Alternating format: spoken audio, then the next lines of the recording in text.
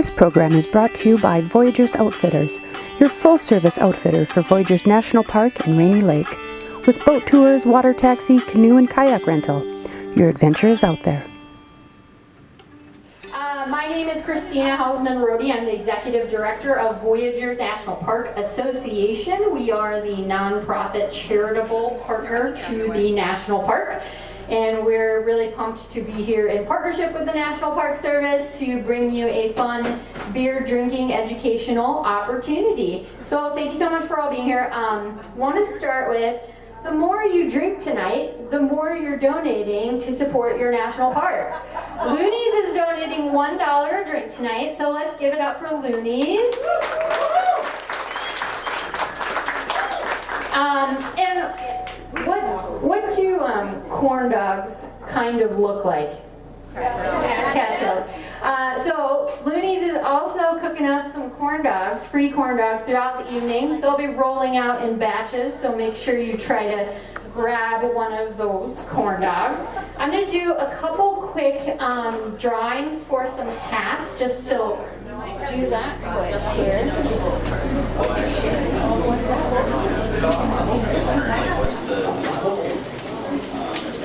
Oh, sorry, that person. Yep, Bob Gross. Coming back in. Okay, I got Melissa and Linda Joyce and Melissa Janselo. Sorry if I'm failing. Come up, I'm going to give you a hat and an REI coupon. You just won. Welcome. You got a treat. Thank you. Yes, you're welcome. Thank you. Yes. Yeah, hand them out. I'll leave it at. So I'm just going to say a couple of quick words and then I'm going to pass the mic. We are an organization looking to bring more opportunities like this for us to connect the public with the national park and its backyard. And so if you have topics or issues you've always kind of wanted to learn more about, I'd love to hear that from you tonight. While you're here, make sure to enter our free drawing. We'll draw a few more times and we'll draw a grand prize and do an email afterwards. There's donation opportunities up here, and in our follow-up email, if you sign up for our email list, you'll get more information about our other upcoming science talks. And I just want to quickly say, what does a national park nonprofit partner do? So we basically are a community of people like you who love this place, think it's special, and want to give back to it, whether that's through a donation or volunteerism or being an advocate for the park. So we provide a conduit for those things to happen. And just want to bring up Park Superintendent Bob DeGrosse wants to give a few quick updates before we get rolling with our talk. Thank you.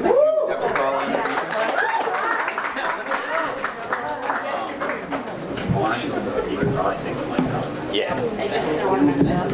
Hey, Bob. Hello, everyone.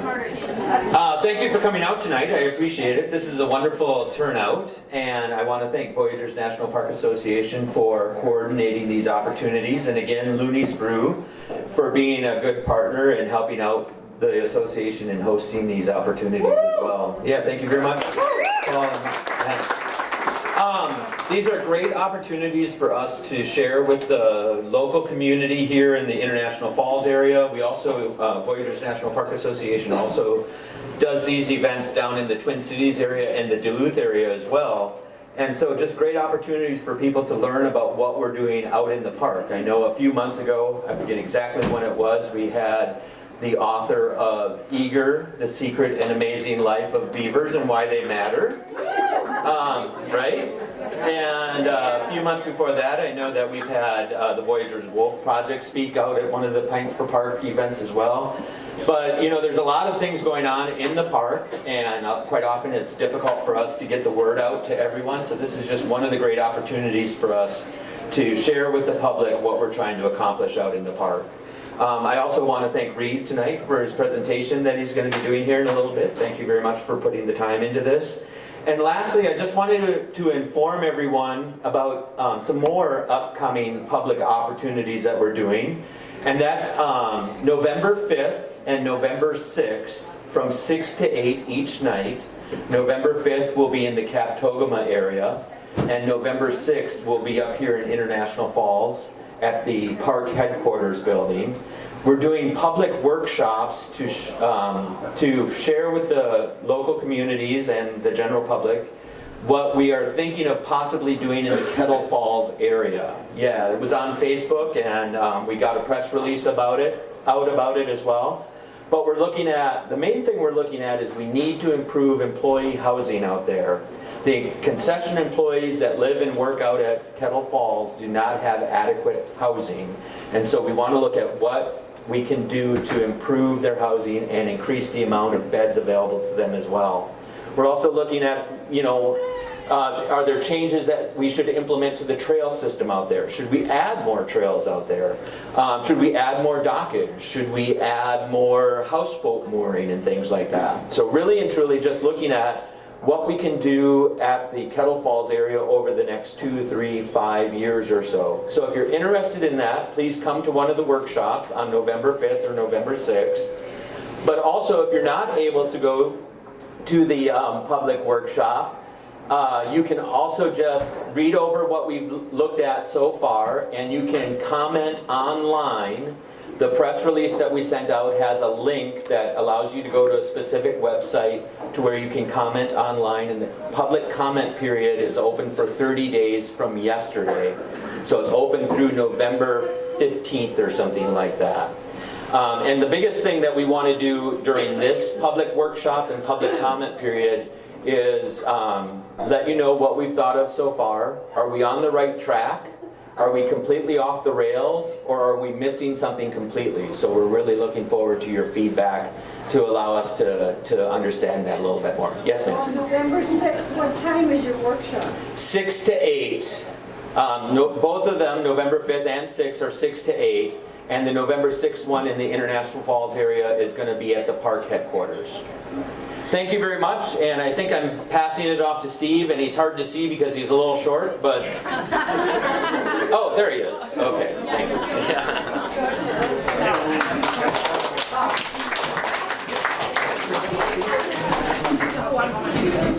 Okay. Thanks, Bob. All right, before I introduce our speaker, my name is Steve Windels. I'm a wildlife biologist at Voyagers. I've been here 16 years.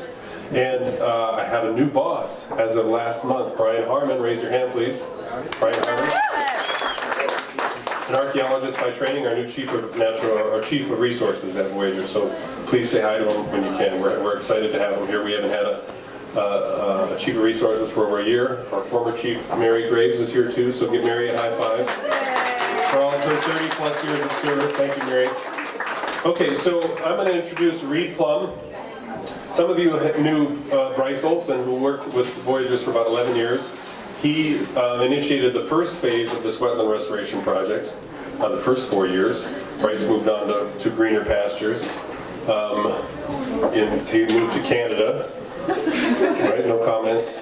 No need to say anything about why he moved to Canada. It's not important. So, but Reed is now taking us into the next phase. So Reed Plum comes from a background of managing some large projects, which is one of the reasons why we selected him for this position, working with lesser prairie chickens down in Kansas and then elk out in California. So again, if you're interested in either of those, he has tons of experience managing large projects with some really exciting stuff. And now he's here with us for hopefully the next 4 years working on this wetland restoration project. So Reed Plum. Thank you. I'm going to try not to break anything. Thank you, Steve. It's great to be up here with you guys. It's also great to see such an awesome and interested crowd in supporting our national park. And as Steve mentioned, I come from, my last job was in California. I was the elk research biologist out there. And I implemented the research project for all of northeastern California, and I've always been a duck guy, so wetlands are definitely in the bottom of my heart. Okay, so let's get this cracking. Here we go. Okay, so wetlands are great, right? They do a lot of ecological services for us. They clean our water. They're great. They act like sponges to reduce flood damage and reduce water flow. They also do a really good job of reducing erosion on banks, which can be pretty devastating in the right conditions, especially being such a wet year. They're a critical habitat for a lot of different species. I think they are critical habitat for almost 1/3 of the species listed on the threatened and endangered species list. We'll just let this go on. Get that over with. There we go. Okay. But they're also great rearing areas for everybody's favorite fish, the walleye, pike. Obviously, they use a lot of wetlands and submerged vegetation to spawn in. And they're also areas that are critically important for economy because of the wild rice that grows up here. And of course, duck habitat, I mean, come on. Okay, so in my mind, I just kind of want to get it. Granted, you guys can't see this back here, but I just want everybody to understand what, in my mind, looks like an excellent wetland. As a duck guy, we call them hemi-marshes, but in wetland talk, what you're looking for is you're looking for a patchwork of emergent vegetation, floating leaf type vegetation, submergent vegetation, open water that goes up to the bank to where you get your more moist soil plants, and it's a very diverse plant life wetland, which therefore provides a lot of diverse habitat for a lot of diverse species. And yes, this also does include native cattail. Okay, but there's a problem with the cattail up here, is that not all cattails are created equal. Our native broadleaf species, the Typha latifolia, is fine. It coexists in our wetlands very well. But in, I think it was the early 1900s, non-native cattail was introduced, which is Typha augustifolia. What happened was that they interbreeded and they created a hybrid called Typha glauca. Typha glauca pretty much uses both adaptations from both species that allow it to pretty much just take over all our wetlands. And they cause tons of problems. I'll get to you, hold on one second. And what we had a genetic study that was done in 2010, 2011 that showed that most of the wetlands and most of the Typha in the Voyageurs National Park is the hybrid species. We only have very small pockets of the native species left. Okay, what was your question? How did the non-native species get introduced? Usually it comes in from the ballast water and people cultivating that kind of stuff. It came over from Europe when they were coming over, shipments over. Pretty much how almost every invasive species gets into the U.S. But yeah. Okay, and so one of the problems with Typha glauca is the fact, and this is true to any cattail species, but Typha or cattail, I don't know what you guys prefer, but I prefer Typha. Typha breeds by this parenchyma tissue, which allows it to take gas from its leaves and transport it underneath to its root system and to the rhizomes. And that's very important. So when it's, if you think about it, when you live in a submergent or underneath the water and you need to breathe, it's kind of like it kind of reminds me of like a bamboo stick up out of the water. So it allows the roots to continue to breathe, exchange gas, and that's how it survives. The problem with that is that also makes it float. And because it can grow by these rhizomes, as I mentioned, which if you guys look down here, that thing sticking out from the base of it is a rhizome, and pretty much it just clones itself and it just keeps going, and you can see all the different shoots coming up around the base. And so what that creates is something that looks like that, and it's just a chain of clones. Now the hybrid species doesn't reproduce very well. It actually, most of the seeds are sterile, but it's very good at cloning itself. So it can expand out through the wetland, take over. It's a very aggressive grower, and it can shade out all the native species and the natural species in that wetland. And so what you get is these mats, and it grows out from the rooted vegetation. And because it can float, because of this gas, it does create these floating sections. And if anybody owns a boat around here or anything, it disrupts all kinds of stuff. And so why is this a problem? Well, one of the reasons is it can create these floating mats. And these floating mats, depending on how big they get and depending on how much fetch or wave action, or if people come in with, to try to get access to their property, it can allow them to rip away, like so. And that was the same mat. And it will bounce around throughout the lake, cause navigational hazards. It could break docks. It can do all sorts of things. And so that's one of the wetlands that we tracked, and it finally went into Rudder Bay. This is down Lake Cabotogama. This is Ash River right here. And so you can see how far it traveled. And this was a wetland that was, I think it was around 13 acres. So it was a 13-acre floating island, pretty much. So. Yeah, and so obviously causes a lot of problems as far as navigation. It can restrict access to people's property, and so just to give you guys kind of like a little perspective, that's how big it was. Does that have an effect on the well price? I'm sorry? Does that have an effect on the well price? Yeah, we'll get there. Hey, speaking of which, another reason why this is the problem is because, as I mentioned, it creates these floating mats. Well, as he actually pointed out, was that if you have floating mats that go over, 1 to 3 feet of water, that's prime wild rice growing habitat. And if you can imagine like a mat going over there, there's no sun that goes down. It does not let any vegetation come up, and therefore it kills all the wild rice. And so, yeah, you have these areas where this was some of the stuff done by Boyce Fort of the Ojibwa, and they cut out a section in the cattail, and as you can see, the rice, the natural seed bank, because rice preserves very well in the bottom, started coming back, and then it filled in back with natural wild rice. So there is hope, light at the end of the tunnel. And also because of that, because it does shade out all this native vegetation, creates these monocultures, it not only reduces all the vegetation that's above the surface, but it also kills everything below the surface. So any of the emergent vegetation that our native fishes use as breeding areas or spawning areas, it pretty much wipes those clean. So anything underneath is gone. So it also reduces fish and obviously wildlife habitat. So one cool thing about, well, it's cool because it's interesting, but it's not cool, is that it disrupts nutrient cycling. So it literally can create a positive feedback loop for itself by disrupting the nutrient cycle, which allows it to grow better for itself. And so it'll be the only one that continues to grow there. So interesting, not so bueno for all the native species.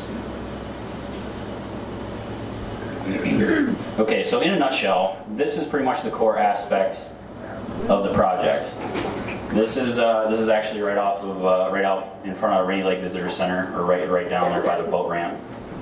And so what we are doing is that we identify these monoculture stands that are floating, and depending on the priority of them.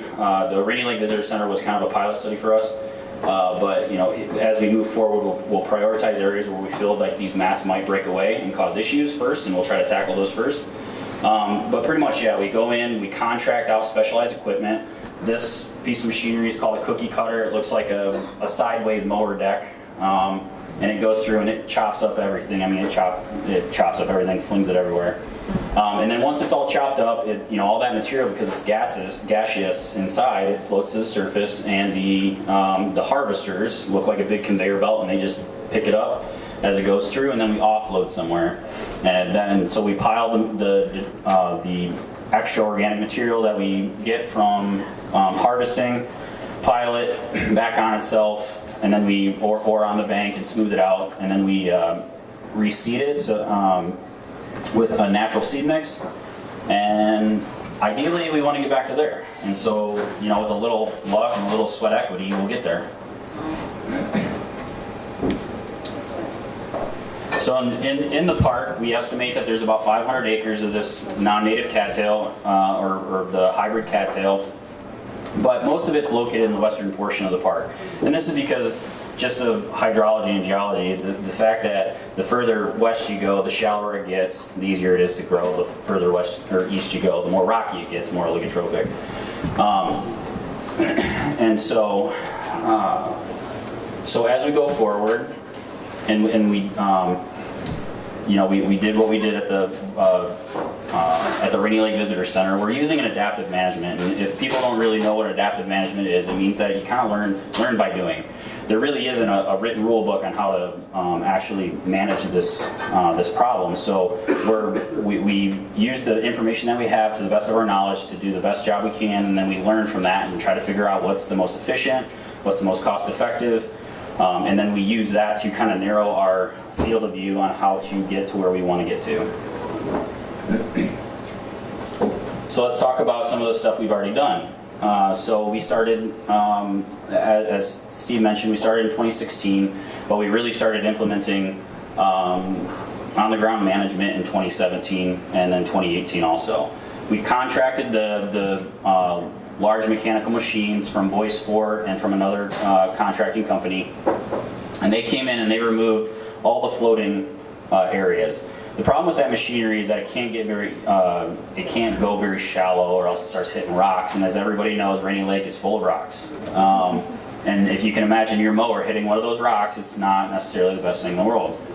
Now we also have a Moby track, which is kind of like a Marshmaster that we purchased. So we can, the park itself can actually do small spot treatments, mainly of rooted vegetation. We can't handle the mats because the material is so heavy. It's not big enough. So we contracted out, and we treated about 17 acres around Rainy Lake Visitor Center. This is the boat ramp, and that's the visitor center up there. And to do this, again, getting back to that adaptive management strategy, we compartmentalize that out to 6 different treatments, or what we consider treatments. Oh, hey, I missed some things here. Whoops. So we focused, the first treatment we'll talk about is total removal. So all the floating vegetation that we can cut out with the cookie cutter and the harvester is our total removal, and that's all in the highlighted stuff, the slash stuff. And we did this, we did this for 2 reasons. It was most likely to kill the cattail, the rhizomes, and that's really what we're trying to get after, is really trying to nail those rhizomes, because if those rhizomes survive, they'll grow. And I mean, you can literally have a rhizome with no soil, and it'll float to wherever it goes, and it'll start propagating again. So we needed that mower action to go in there and really chop them up really good. But the other reason we only focused on that area is because of the depth. Because this is about, I don't know, 3 to 5 feet, and as you get in closer, it obviously gets very shallow and rocky. So again, this mower came in, and we kind of nuked all we could out in the floating area.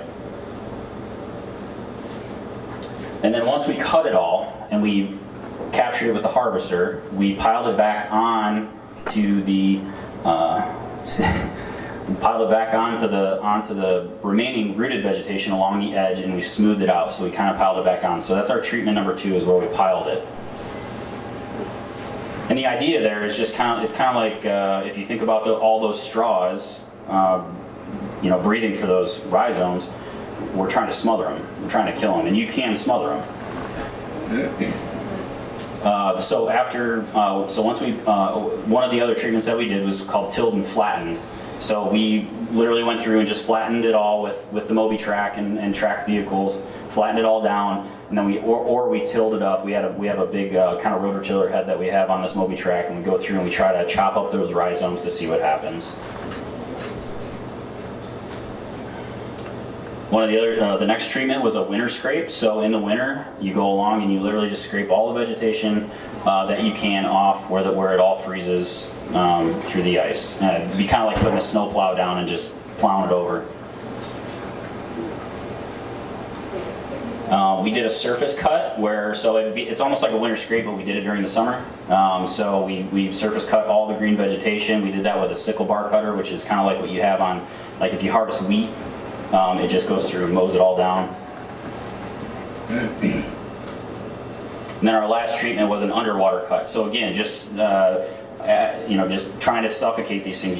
During in the rule curve, we have a low water period and a high water period. If we can catch it and cut it at that low water period, as they raise the water level, it outpaces the growth of the cattail and will drown it in essence.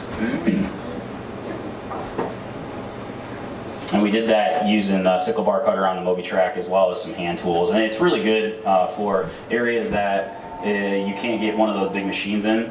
So very small spot treatments or where it's really rocky. So after we treated all this, we went through and we seeded about 14 acres. So thank you. So the money that you guys are donating to the association was part of what funded the seeding efforts. I'm going too far. So our first seeding treatment, we used a lakeshore mix, which has iris and sedges and all the types of vegetation that you'd find in that moist soil area, but not emergent, not underneath the water. It's kind of just on the water's edge. Our next treatment was wild rice, and then our third treatment in the deeper parts was soft stem bulrush, which can handle some deeper water. And then we went to vegetation monitoring, and so as you can see in the map, we had vegetation plots that we did prior to treatment and also after treatment. So that way we can test post and prior. And if anybody's really nerdy, it's called a Baki design. So I'm not going to get too far into the weeds in our results, but I did want to throw something up here. So the main things I want you guys to notice is that out of these 3 treatments, we almost had total typha death. It is gone. We kind of assumed that would happen with total removal because those machines are really coming in and hammering it. But what I found was interesting is that the piling it back and suffocating it did a really good job. So in areas where we can't get that machine, might be a good area to pile it back on top and kill that portion of it. And then also in areas where we have these rockier small spot treatments that we can't get to with those machines, the underwater cut did really good. And so we can drown it out in essence if we hit that perfect low water period time. As you can see with these other ones, the winter scrape didn't do much, and the surface cut and the tilt and flattened. We do see a difference here, but I think I don't think that this difference is going to stay for very long. I think they'll come back. Probably what we did was we removed a lot of the detritus that was sitting there, and so once we removed that, some vegetation came back, and now, once it gets going again, it'll really take over again and choke it out. Okay, so this is kind of just compartmentalizing all the different rushes, sedges, grasses, and the main thing I want you guys to take away from this is that in the pre-treatment, you can see that the diversity of plant life was pretty low. It was almost 100% typha. After treatment, in almost every one, we either go back to open water, we go back to bare ground from all the stuff being piled back on top of itself, but you can also see that a lot of the green here, which would be the vegetation, starts to come back. And that's what we want to see. We want to see it start kind of revitalizing itself, becoming more diverse. Okay, so with this portion of the project, what's next? So this winter, I'm going to do a lot of computer work, and we've already had some of this work being done for the past couple of years that Bryce was here. But we're going to prioritize wetlands that, again, have these hazards and potentially can break away and that are larger to focus our contracted work in those areas that we can get rid of those floating portions. So I'll also be preparing contracts. But one of the things that we learned from this is that a lot of this material that was floating was a problem. And if you can imagine a mat that's about, half a meter thick or 3 feet thick, well, on top you also have about 3 feet of material. And so to increase our efficiency and the more bang for our buck, one of the things that we really want to do is burn prior to treatment. That way we get rid of that top third of stuff and we don't have to deal with it because again, your harvester is coming through, it's picking it all up, it's burning fuel, it's doing whatever it can, then we have to find places to put it. So one of the big things we learned is that we really want to try to burn stuff so that we can get rid of that layer. We do know that burning does not work. It does not kill it. It just comes back just as fine because those rhizomes do not get, they're not destroyed enough. So I'll be, again, this winter I'll be working on burn plans. Next spring we'll start burning wetlands in these wetlands that we want to target. Hiring personnel and getting everybody kind of up to speed on where we're at, what we need to do for this for our field season during the summer and fall. Implement treatments, and then again do our vegetation surveys, and then we'll continue to do those types of surveys pretty much annually to just track, because if you can imagine, once you reset everything, you got to kind of track it over years to see how that changes. And then again, rinse and repeat. Okay, so the actual implementation of the management is not the only portion of this project. And actually these other three aren't even everything either. But these are three other of the main focuses. So after we go in and we spend this money and we do what we need to do and we start setting back TIFA, there's nothing that's stopping it from coming back technically. And so how do we manage that without having to constantly go back and spend a fair amount of money to continue to manage that? Well, we look to nature. That's the big thing.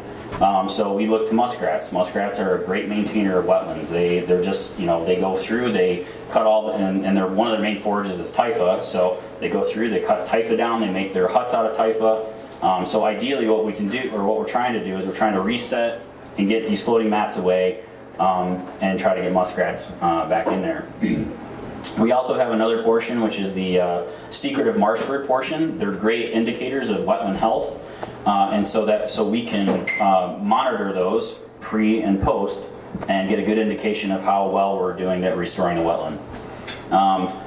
Another monitoring effort that we're doing is monitoring all the aquatic mammals, which my technician here was a big part of, and doing track boards. So we can do non-invasive methods where we get tracks of mammals and we can estimate occupancy and density of aquatic mammals, and determine how how they're doing in response to what we're doing to the wetland.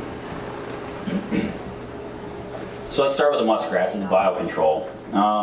So in the park, actually in all of northern North America, muskrats their populations have been declining, and there's really not a whole lot known about that.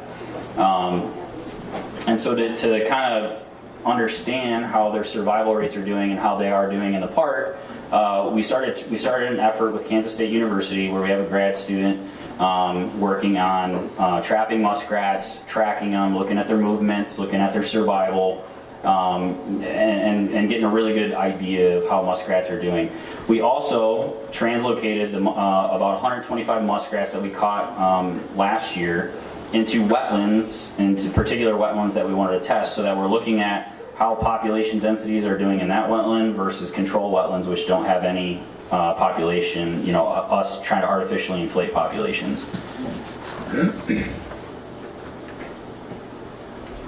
And we're kind of at the ending, I wouldn't say ending portion, but we're a couple years into it. So what's next with this project? This winter, I believe we're going to do some hut surveys, aerial stuff. We're going to continue to try. Yeah. Huts are the muskrat huts? Mm-hmm. Yeah. So the thing about it like this is, the more homes you have, the more people you got at home, right? So yeah, we're going to use that as kind of a relative estimate of density or occupancy to try to track populations within these wetlands. We're going to continue. Yeah. How do you identify the huts? I mean, they're pretty indicative. They're a piled heap of. I should have put a picture on here actually. They're a piled heap of TIFA, and there'll be kind of a ring around it that they've cleared out.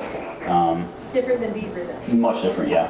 Beavers are usually made out of sticks and mud, whereas this is much smaller. Is that grad student staying out there all winter? No.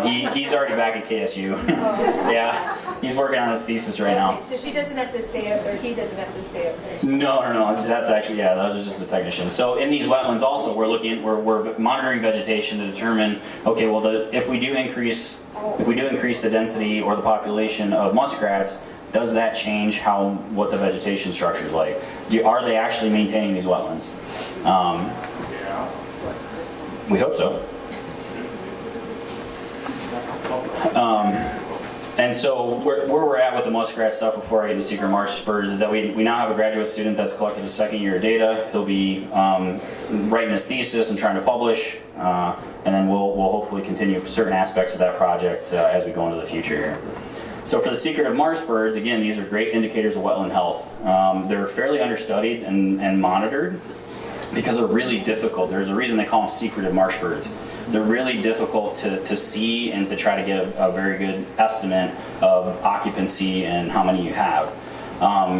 And so pretty much our effort to do this is to really set a baseline data set so that we know, and we've been doing that since 2012, but to really know, like, you know, what species do we have here, and then again compare and contrast to pre-treatment and post-treatment, see how, you know, are we creating more habitat, are we taking habitat away from secretive marsh birds, and we can kind of get a gauge of how, you know, how we're impacting the ecosystem that way. So some of, just in case you guys are interested, some of the secretive marsh birds are these guys: American bittern, least bittern, Virginia rail, pied-billed grebe, black tern. I'm not going to read them all off, but fun birds. If you guys ever go out and kayak or see wetlands, you might see some of these. So for the secretive marsh birds, what's next? Well, we're going to continually monitor, continue to monitor annually. We'll start to try to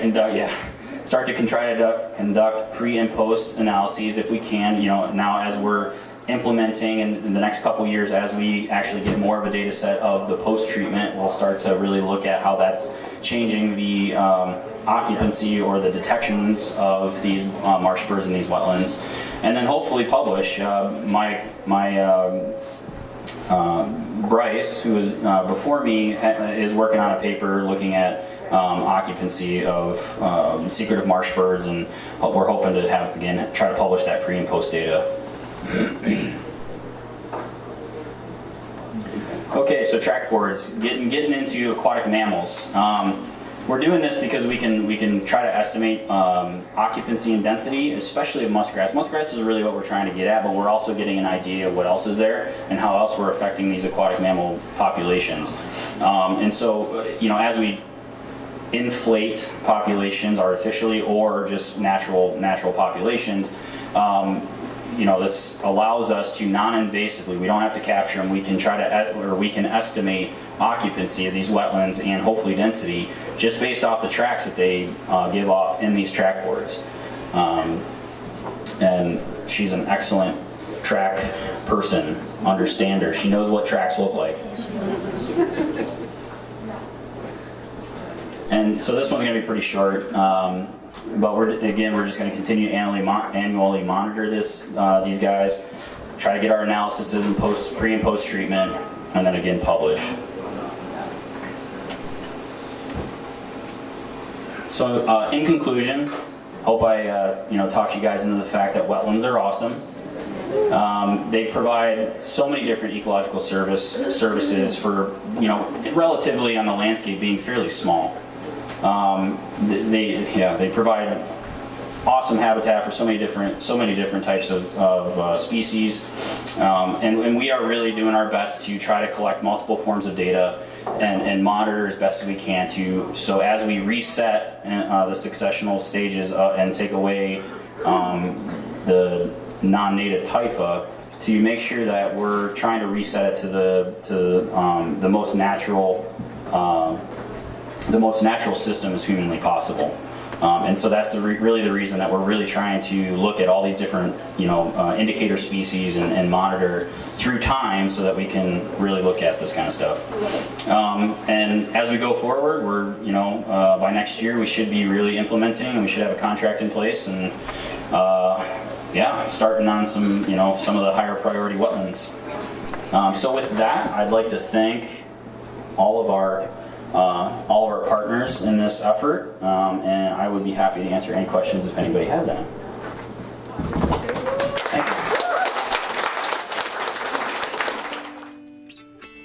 This program is brought to you by Voyageurs Outfitters, your full-service outfitter for Voyageurs National Park and Rainy Lake. With boat tours, water taxi, canoe and kayak rental, your adventure is out there.